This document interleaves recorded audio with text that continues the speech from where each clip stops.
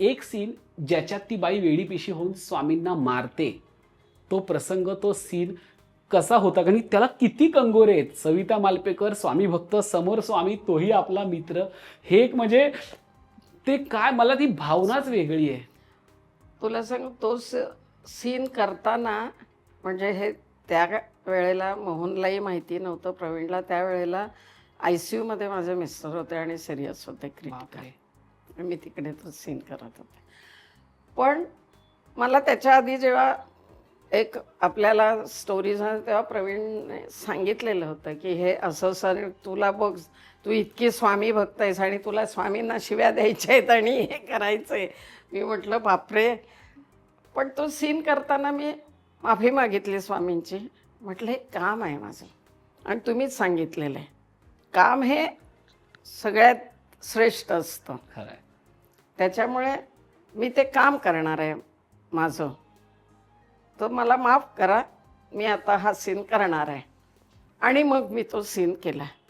पण ते करत असताना की जी इतकी म्हणजे एरवीसुद्धा आपण घरात भांडतो स्वामींबरोबर, किंवा ज्या देवाला मानतो त्या देवाबरोबर आपण भांडतो की आपल्या आयुष्यात असं काहीतरी घडलं की, तर तो मुलगा तिचा जो दिवस रात्र फक्त स्वामी स्वामीच करत असतो सतत. आणि मत म्हणून ती म्हणते ना की फास लावून घेतला तवा कुठं होताच तो काल रात्रीच्याला.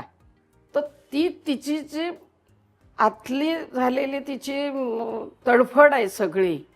तर आपण कधीतरी कुणावर तरी काढतो ना, आपण म्हणतो बघ कसं हात शिवशिवतात आपले कधीतरी, किती व्यक्ती असं हे केलंय दगड घेऊन. हां. तर ते तसं की म्हणजे असं झालं की आपल्या पोटचं मूल गेलंय आणि इतकं भक्ती करणारा, मग मी देव देव देव देव म्हणते, मी स्वामी स्वामी म्हणते. त्यांनी ते का नाही वाचू शकले माझ्या मुलाला? का नाही त्यांना ते कळलंय? ती जी तडफड होती, त्या सगळ्या गोष्टी होती, ती चीड होती, ती सगळी मी तिथे. पण त्या क्षणी मनात काय भावना होती? कारण ती एकीकडे मारते पण आणि दुसरीकडे माफी पण मागते. हो जीवनाचा ताट घेऊन जाते. हो. कारण ते करत असताना जसं मी म्हटलं की तिला त्याचं हे होतं की दगड मारल्यानंतर ती हे करते, लागलं स्वामींना, ती थोबाडीत मारून घेते. तो सीन तर अक्षरशः अंगावर काटा येतो बघताना. की बापरे, म्हणजे आपण देवाला मारले, ज्याला आपण हे करतोय त्याला मारले, हे चुकीचं घडलंय आपल्या हातून, आपण जसं म्हणतो ना.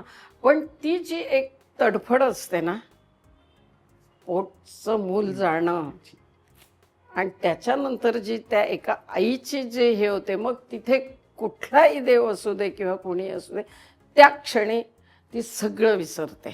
म्हणून मी म्हटलं की जे 9 महिने तिने आत पोटात सांभाळलेलं असतं, कारण की मूल बाहेर आल्यानंतरच आपण त्यांच्यासाठी सगळ्या गोष्टी करतो काय, पण आई ही ते पोटात राहिलेल्या दिवसापासनं त्याला जपत असते पोटात.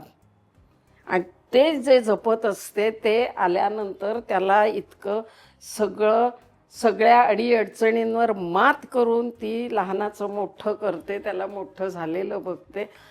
तिने स्वप्न बघितलेली असतात काहीतरी आपल्या मुलाकडनं, आणि ते मूल आपल्यातनं जाणं आणि चुकीच्या ह्याने जाणं, ते जे असतं ते तिथे होतं.